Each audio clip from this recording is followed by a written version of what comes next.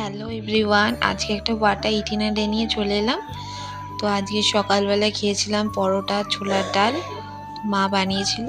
তো আমার খেতে খুব ভালো লাগে ছোলার ডালের সঙ্গে পরোটা লুচি। আর দুপুরবেলা ছিল একটু জিরা রাইস করেছিলাম আর ফিশ কারি করেছিলাম। তো ওটার সঙ্গে ছিল একটু মটন কষা। তো এটা আমি করেছিলাম আর ভাবলাম ভাত দিয়ে শুধু খাবো, তো একটু জিরা রাইস করে নিয়েছিলাম। তারপরে মটন কষাটাও খেয়েছিলাম, মটনটা খুব সফট হয়েছিল আর সঙ্গে আলুটা যেটা দিয়েছিল ওটাও খুব সফট হয়েছিল। আর আমি অনেকটা খেয়ে নিয়েছিলাম, মানে আমার পেট পুরো ফুল হয়ে গেছিলো, আমি এতটা খেয়ে নিয়েছিলাম।